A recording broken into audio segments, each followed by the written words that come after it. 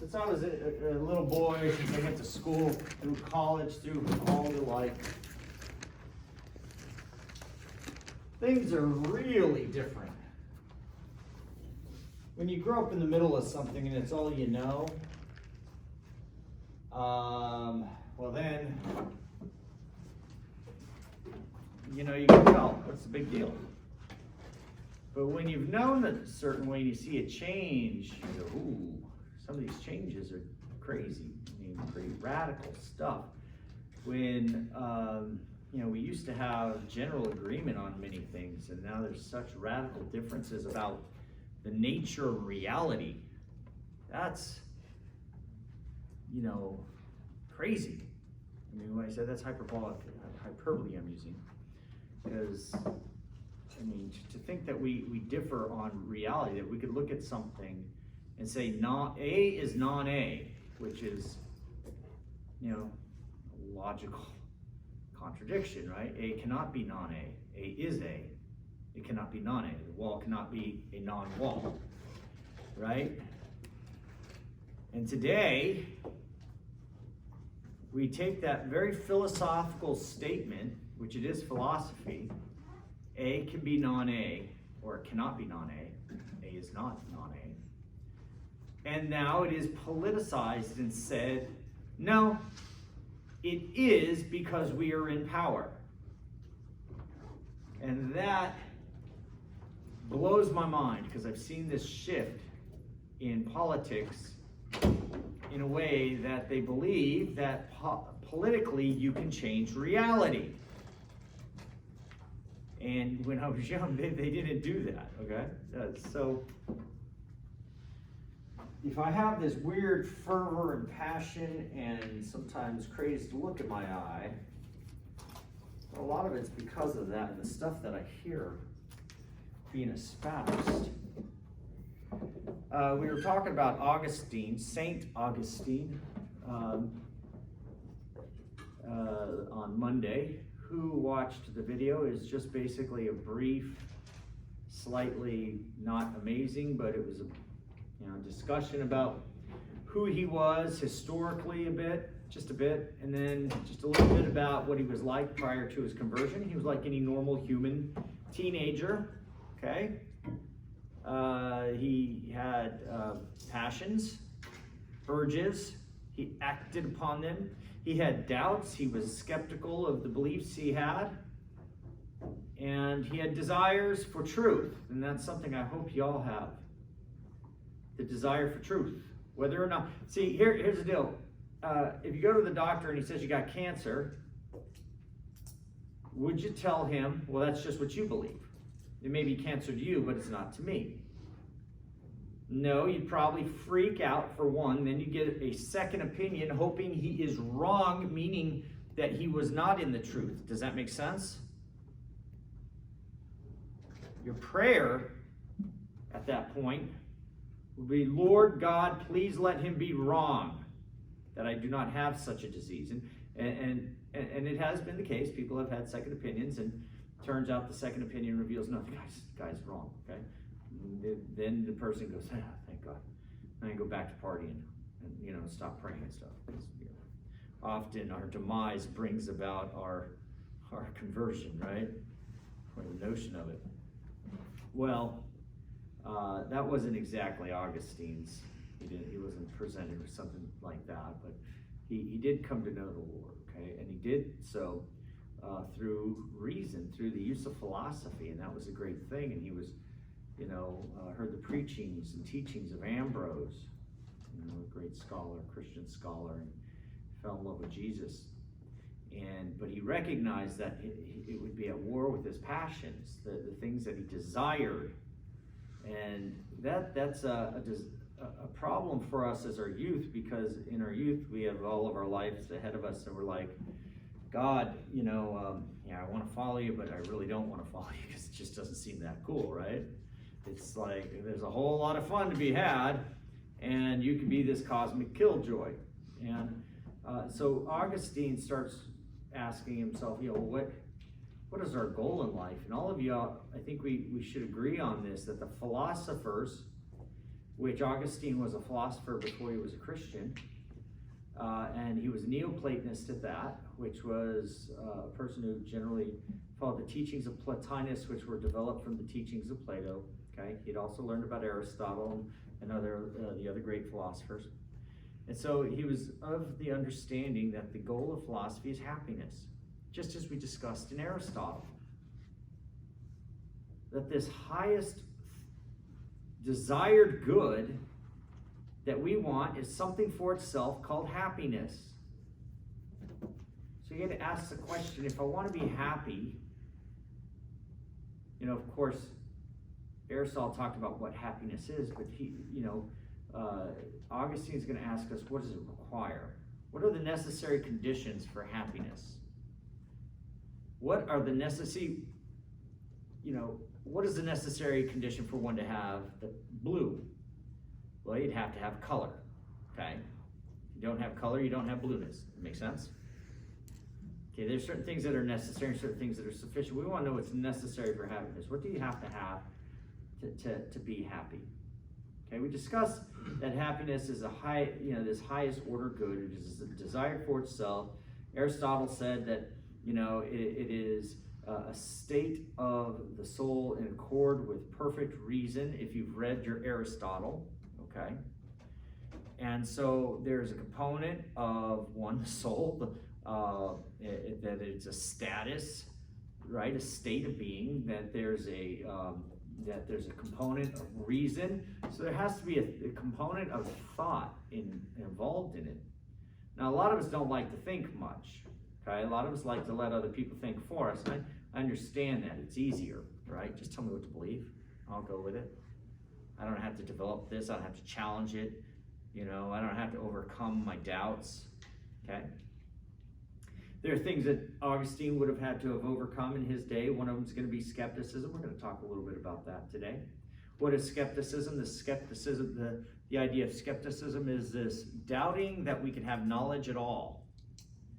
Now, if you go to some schools, in some classrooms, there's this irony about it.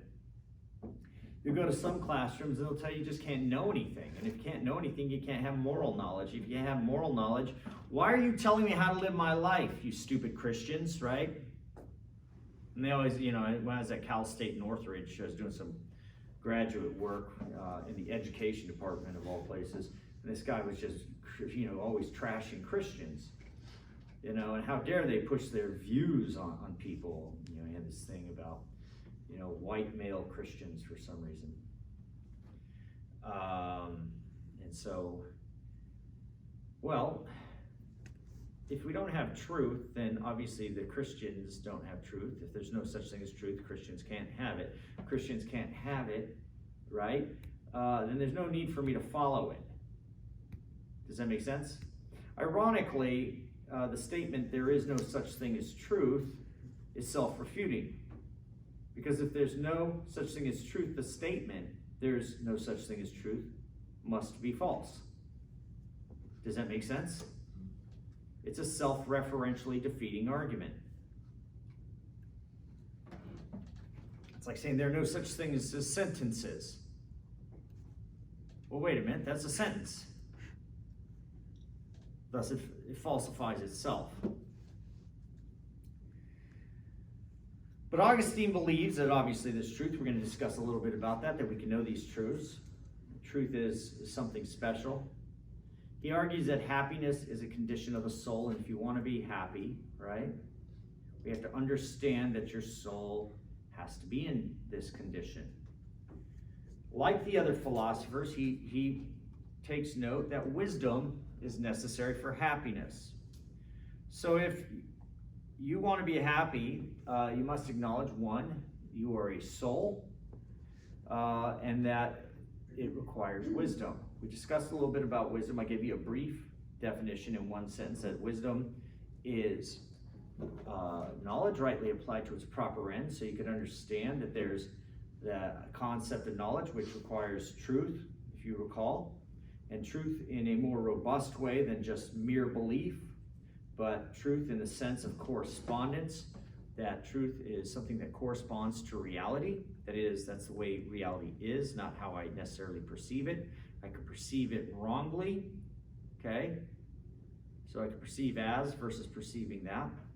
And that it is rightly applied to its proper end, that there's a moral component to this wisdom, the way that wisdom ought to be, or knowledge ought to be applied. I can know how to make a bomb. It doesn't mean that I should use this bomb, okay? I saw this great video yesterday on YouTube. One of the things I do is somehow search the four corners of YouTube looking for something worthy of watching, and I saw this one video from 1970, a news story of a guy, the news guy's out there, he's like, they found a beached whale, out here, and they're wondering what to do with it. Now they could do several things. They can't pull it back into the ocean. They can't chop it up because nobody's willing to do it. The stench is so bad. They can't just leave it here to decompose because of the biohazard. And so what they decided to do was bring out a bunch of dynamite and blow it to bits, and hopefully the birds, will eat this thing, right? And so they dig a hole, under the whale, and they just stuff it full of dynamite. And it's funny that you see a guy roll the charge back, and they're about a quarter mile away. A quarter mile is about, 400 meters. And they're like, I think you need to go a little farther back, on the news camera. And so there's some people watching, and then all of a sudden, you see the countdown, 5, 4, 3, 2, bam, and just huge explosion. And the guy telling the story says, you'll note that we cut here because we had to pick up and run because it started raining whale parts. And we're not talking little tiny bits of, whale parts, but like big old chunks. And they go and they show this big old whale chunk landed on a guy's car and just smashed it to smithereens. And he says, well, one thing we learned today is what not to do with a whale, okay? So they know next time they have knowledge of what happens when you blow up a whale. And to rightly apply their knowledge, they're not going to do it anymore. Okay? It would be folly to sit there because people were getting pelted with, rotten whale parts, and cars were destroyed and people were potentially hurt. And so, anyway, interesting. If you want to watch it, it's kind of a funny little thing. It was, it's a serious news story of the day, and I thought, no, this is actually worthy news.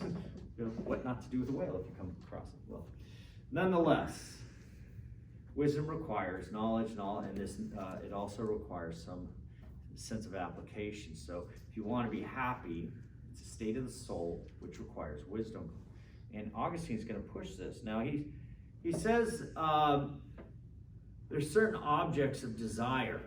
Now you desire certain things, and I am guilty of this, of desiring many things I ought not have. And if I do have these desires, I had them as a youth, I still have some of them today. I downed a whole can of whipped cream. My wife bought it. I forget what she bought, like some cake or something. I'll tell you what, that thing, how you just take the can, you just, right? Is that good for you? For a 50-year-old man? I have knowledge. Am I using it properly? Trying to lose some weight here. Is that the way to lose weight? No, practical wisdom says I should not be ruled or governed by my appetites, okay? Reason needs to do so. We need to not just desire things, because clearly desire is present, but we need to condition ourselves to desire the right things. Did you catch that? There are some things we should desire that we may not desire all that strongly. And then there are things that we desire strongly that we should condition ourselves to not desire. I will say it again, and it is on the video. I can see in your eyes that you are kind of like, what? How am I supposed to follow that? So there are some things that you do desire, that you should try to rid yourself of that desire. And there are some things that you do not desire that much, that you should try to strengthen. So for St. Augustine, depending on who you talk to, it's either Augustine or Augustine. I'll flip back and forth. He's going to suggest there are things you ought to desire. We need to cultivate that. You need to have the right desires to be happy. If you don't desire wisdom, you desire folly, your desires are messed up. They are not directed properly. Your friendships, and now by the way, when he talks about friendships, he's talking about the right relationship to things, okay? Need to be properly ordered, specifically that with God. You need to desire that which lends itself to happiness, and rid yourself of the desires that tend to put you apart from happiness.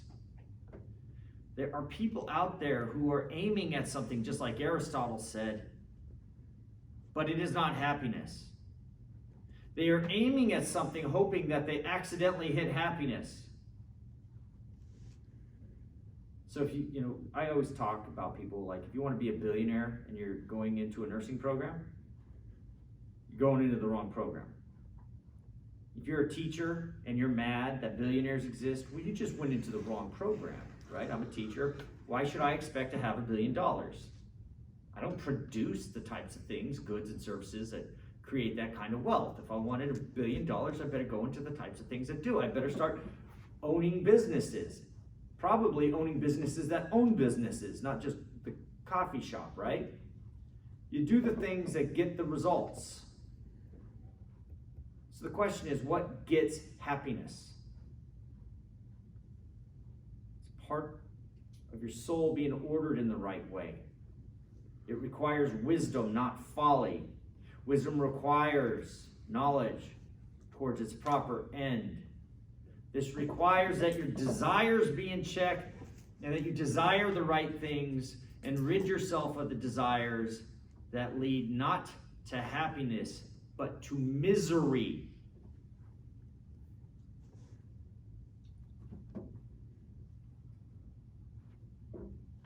There's an old statement long before you were born. I was 10 years old. Computers were starting to come out. The Commodore 64 was out. I don't even think Apple had been created yet. You had the Tandy computer and the Commodore 64. And I was in a play, and I don't remember the name of it. We were talking about computers, though, but there was an acronym called GIGO, G-I-G-O, and it said garbage in, garbage out. So if you're a computer programmer and you haven't learned that, it would surprise me. Does anybody program, code, or anything in here at all? Put it this way, if you put junk into a computer, you're going to get junk out of it, okay? The soul is the same way. Put garbage into your soul, what is going to come out in your character? What is going to come out in your character? Well, somebody that's not rhetorical, because somebody give it to me. Garbage. Immorality, folly, okay? Viciousness. Remember when we talked about Aristotle, how viciousness is not just meanness, it's vice, okay? You could be congenial and be vicious, right? But one thing's for sure, the vicious man is not happy and the happy man is not vicious. To the degree you have viciousness in you, that's the degree to which your happiness is diminished.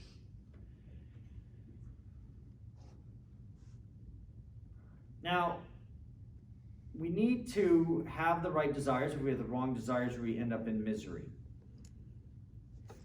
He's going to suggest that if we have the right desires, these are the types of things that once we attain them, they cannot be taken away from us. So take inventory in your life of the things that you have that can and cannot be taken away from you. Name some things that you have that can and cannot be taken away from you. What do you have, Noah? Give me something. Just name something. I don't care how arbitrary it is.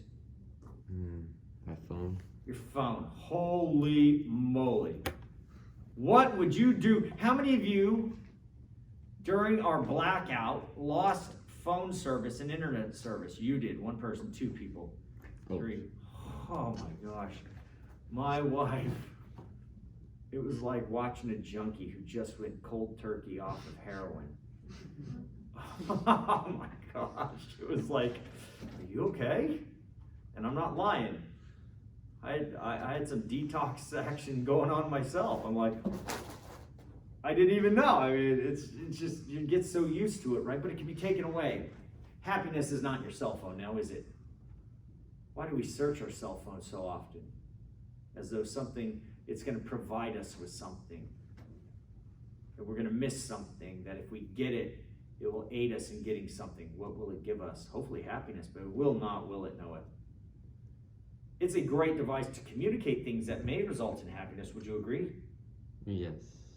Now, if I use the word idea, I'm using a Platonic term, right? These things that are not ideas, they are not, but they are something higher than us, correct? What can we have that cannot be taken away from us? Can anybody tell me that? This is something for you guys to think about.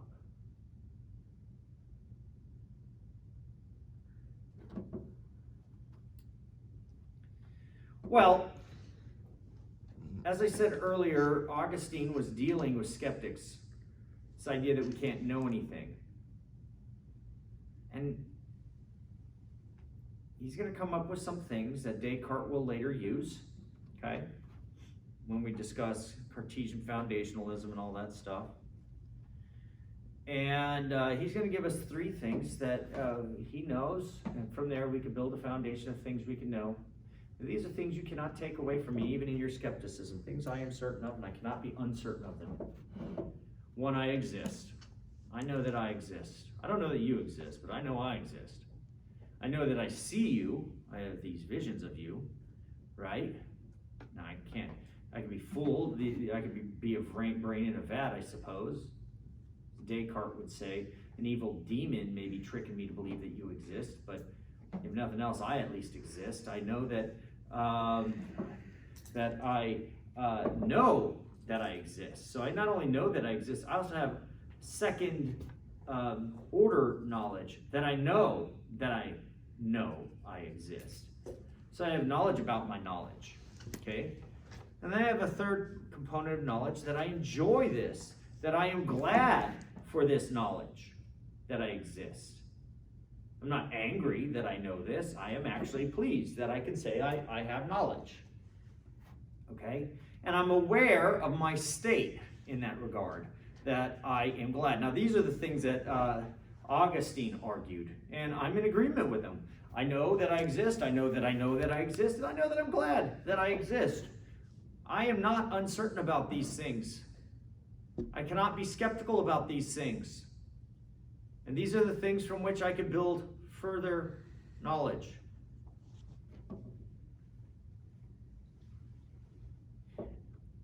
Augustine is going to point something out. These are all statements about the soul. They are all statements about the ego, the I, the me.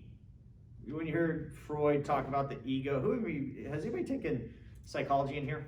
Mm-hmm. And you've heard about the id, the ego. You know what those are? Those are just Greek words for me, I. This isn't like, oh, Freud's so deep he came up with something new. He didn't, okay? These are things that were discussed long before Freud came along, okay? Ego is just Greek for I, or me. And we ask the question, to what does that refer? Does it refer to my brain? Because I am not referring to my brain. Clearly I am not. I have no access to my brain. I've never seen my brain. I don't feel my brain. But I do have access to my thoughts, my awareness of myself as a self, of my own existence, apart from being a brain. Now, we'll talk a lot more about that in short order, but not today, okay? Because we're going to talk about what you are. But these statements that St. Augustine is making here are statements about the self, the soul, okay, of who we are. Not what we have. It's not statements about his body, his hair, his head, his face. He's going to make further statements that we can know and that we cannot unknow. Like Plato, he's going to go to math. How many of you love math? Some people do.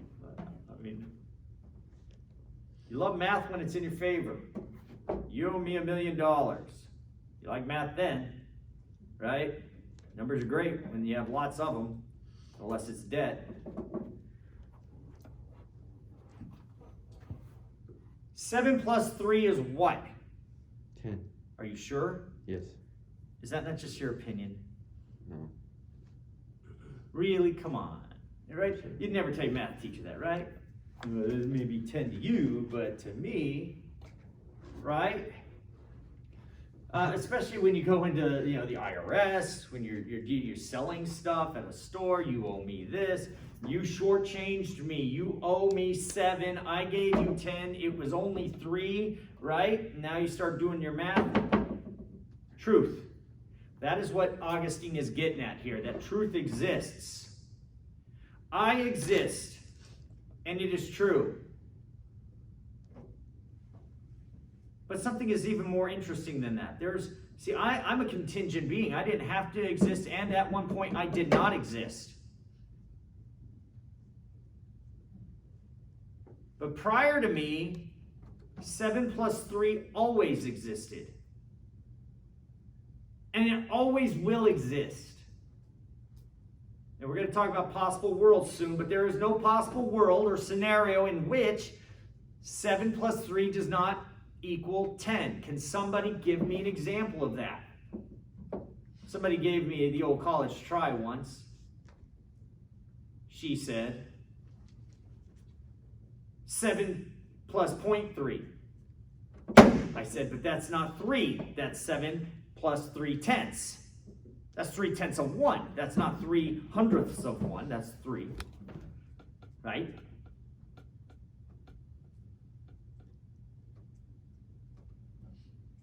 Can anybody give me that? Will there ever be a time?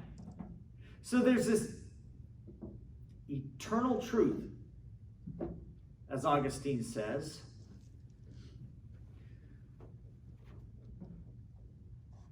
that mathematical truths are true. That truth is truth, and it does not change. Now, this is going to be very important to happiness. Because truth doesn't change. It is acquired. And if you want to be happy, you need to conform to reality, to the truth. You do not conform reality to you and your beliefs. Reality does not depend on your belief in it. Your belief should be determined by the truth. Remember, there were 2 types of people, those who are always right and those who are always right, right? Correct. One is the guy who never admits to being wrong because of their pride. The other person is the one who will conform to reality because they have to be right, and that's the more honorable position. That's the one I'm asking you to be. It's the one Augustine says is going to help you be happy. Happiness requires the desire for the greatest good. Is it true that there are some things that are better than others?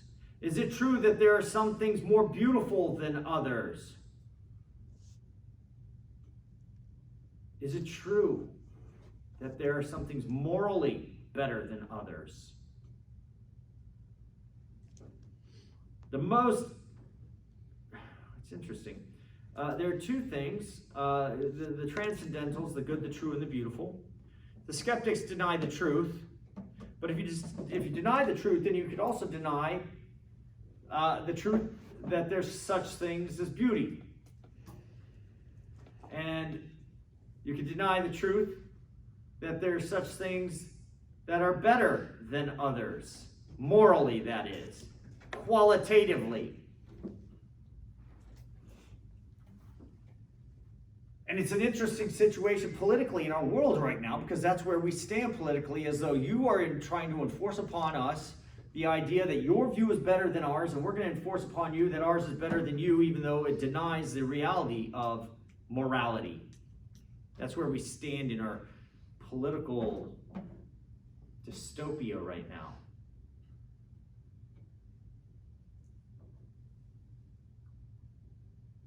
Is there such thing as beauty?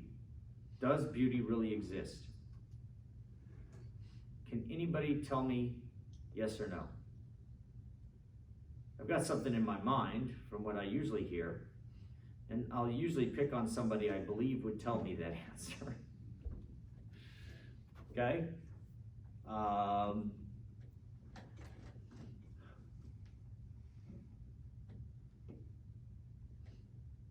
But today I don't want to do that.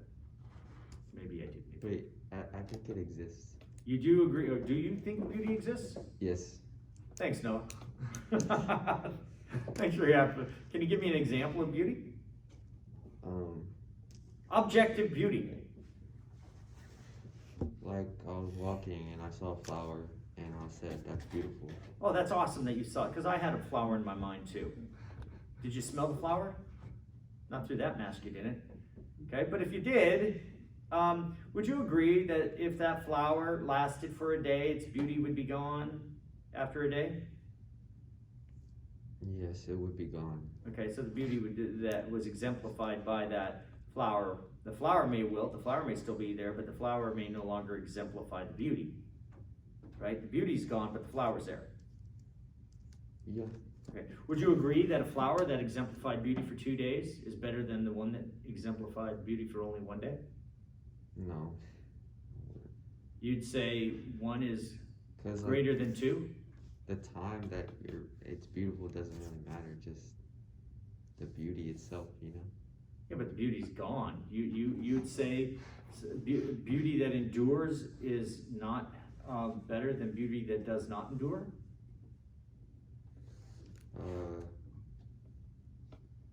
Yeah, I would say that. Well, yeah. Mm-hmm. So 2 days is more endurance than 1 day, right? Yes. So it has greater endurance, and you just said beauty that endures is better than beauty that doesn't. Would you like to revise your statement? Yeah, I was the opposite. Okay, so you think the one the flower that endures, keeps its beauty for 2 days, is better than the one that kept its beauty for only 1 day. What? I thought it was Denied it. You did deny it, but then when I broke it down, you actually denied what you originally denied. Let's go backwards. Okay? Would you agree that beauty that endures is better than beauty that does not endure? No. You don't. Yeah, I don't. So endurance of beauty is not better. Yes. Okay. So if I were to ask you, would you rather have a flower that will stay beautiful for 3 days or a flower that will stay beautiful for a year? Which one would you want? Like, I was gonna say it depends on how beautiful it is. Same beauty. Same beauty? Oh, so. Yeah, the same beauty. I would. A rose, they're just as beautiful. 2 roses, just as beautiful. What flower was it you saw today? Oh, I didn't actually see. Oh, you're joking. You lied to me. No, well, I'm joking. Maybe, Let's don't get off track, ladies. The, Let's listen up here. See if we can see how he answers this. Okay. Let's take a rose. You have 2 roses, and you look at them and you're like, yeah, they look pretty much the same. They're both beautiful roses. And I go, yeah, but one lasts 3 days, one lasts a year. Which one do you want? Same cost. a year. Why? Just because I want to experience it for the whole year. So you're saying now, but you've given it So is experiencing it for a year better than experiencing it for only 3 days? Well, what I was gonna say is like maybe the time that it. I want to know why you made that choice, and the obvious reason is because it is better. You didn't choose it because it's worse. You didn't just randomly go, well, I'll just take it. It's evil. It's even, right? Would you agree? You chose it, and there's a reason why. And you prefer the one that lasts longer. Yeah. Intuitively, whether or not you articulate it well or not, you chose it. Yeah. Now, I don't mean to, and you're like, no, that's not reason. They're equal. Who cares, right? But no, you cared and you chose it, and I believe you did so, whether you believe it or not. You chose it because it's better. Because beauty that endures is better than beauty that does not endure. Okay? Now after class, you can go tell your friends, I think it's full of whatever. Point being is, I'm just arguing as Augustine argued. Okay? That beauty that endures, that which endures is better than that which does not. Did you catch that? That which is eternal is better than that which is temporal. Did you catch that? That which is eternal is better than that which is temporal. Do you know what temporal is? Yeah, can you repeat, please? That which is eternal is better than that which is temporal.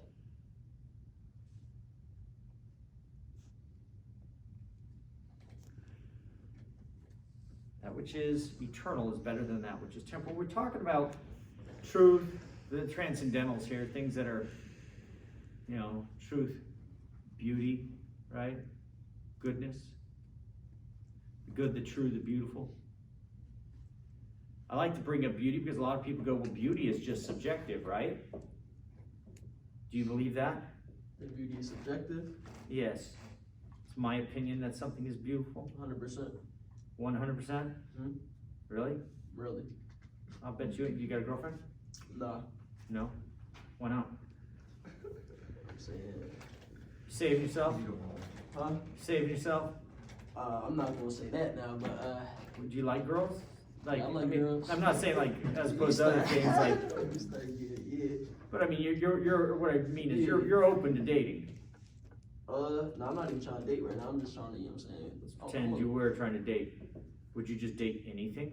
Oh no, we're not doing that out here. No. No. There's- So Hey, unless she has money. tell you what, man, guys and money are totally. I don't think guys generally. Some guys do, but most guys don't marry for money. Mostly guys marry for other things. Guys are attracted visually. Would you agree? You said what? We're attracted visually. Men are very visual in their attraction. So they Yeah. that's why if a girl, she's like, what are you looking at? Nothing. Because guys tend to look at girls a lot. That's just, they're just very like all over the place. For some reason they're just like very visual. And that's why the porn industry is very, has this firm grip on men. And so my suspicion is if you go look at the, the magazines, pictures of women, they don't have a bunch of deformed women on there, do they, with no teeth, do they?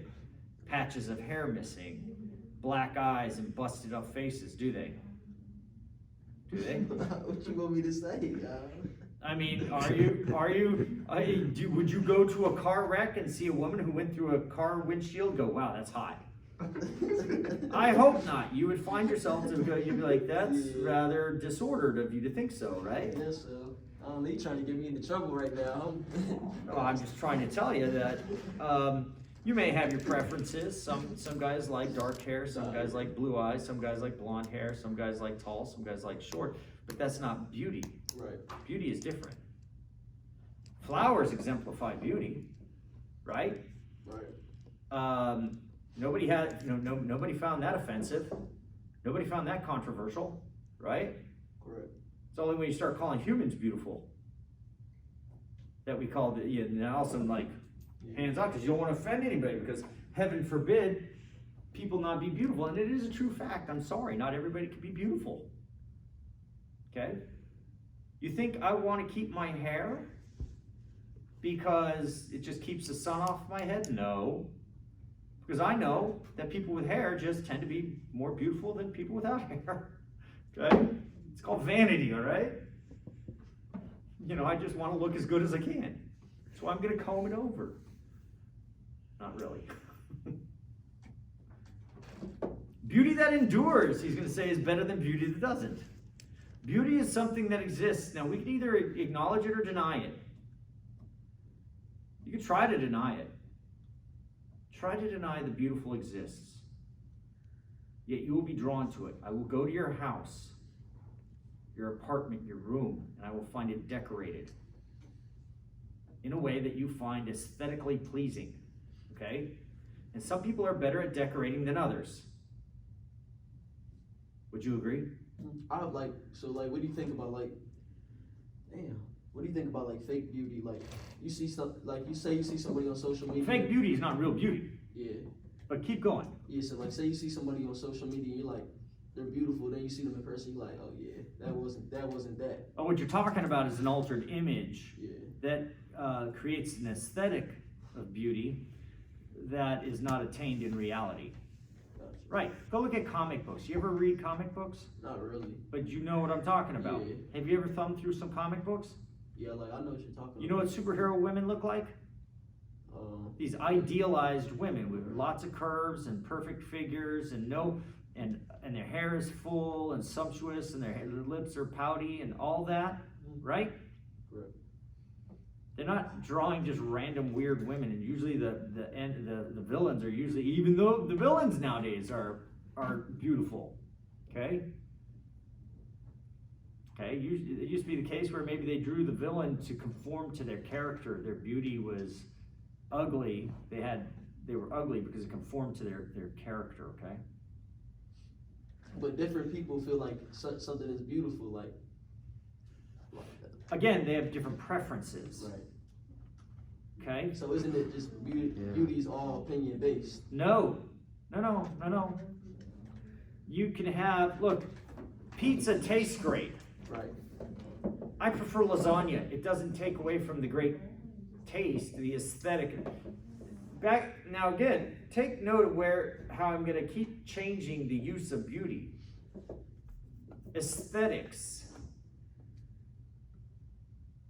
Like if I look at like Noah mentioned, a flower is beautiful. There's sunsets that are beautiful. Humans that are beautiful, but humans are not flowers, nor are they sunsets. Right. The beauty is something that emerges from that thing. There are beautiful personalities. Yeah. There are people who are not aesthetically pretty in the physical sense, but there's something about their character that is beautiful. And there are some people who are downright, aesthetically pretty cute, right? You put in movies, Scarlett Johansson, who are internally ugly people, vicious people, that when you see their character, you go, that is not a person I would want to be around because they are ugly as a human, as a person, but not as a form or figure. You take a picture of them, okay, pouty lips, subtle skin, subtle skin, whatever. Now, of course, you may like blondes more than you like brunettes. You may like tall versus, but beauty's beauty, and there's objective ugliness too. Even physically, even in women and men, there are some objectively ugly men. Have you seen Steve Buscemi? I don't know who that is. Go watch movies with Steve Buscemi, and you'll go, he is no Brad Pitt. Yeah, I don't know who that is. You don't know who Brad Pitt is? I know who Brad Pitt is. Of course, yes. This Adonis of a man who women swoon over. Some of you are like, man, you think Brad Pitt's cute? Yeah, he's objective. Go look at Steve Buscemi and tell me, oh, beauty's just in the eye of the beholder. No. Steve Buscemi may be a great guy, but attractiveness, he's not gracing the cover of Men's Fitness and all that. People aren't going, oh man, he's the next James Bond, right? Well, these things Augustine's going to make. He's going to draw this. What time have we got? Are we run out of time? Did we run out of time? 1 minute. 1 minute. Oh, he's going to have this hierarchy of being. And that which is temporal, that which fades and goes, is not as good as that which stays. Okay? Truth stays. Truth endures. God is truth. This is one of his defenses for the existence of God. God is the highest ordered being. If truth cannot be altered, and if truth cannot be untruth, and if truth cannot unexist, then it must be God. That is, it goes back to the thing called the good that Plato talked about, that the highest ordered being is God, and it contains things that are immutable, that they cannot be gotten rid of. They are not temporal, they are eternal. Okay? And so if we're trying to aim at happiness, we need to aim at that highest order good. And what is that highest order good if not God? There's something higher than God, then we call that God. Does that make sense? So he's saying, do not aim at that which can be taken away. We're going to continue this when you get back. All right. No,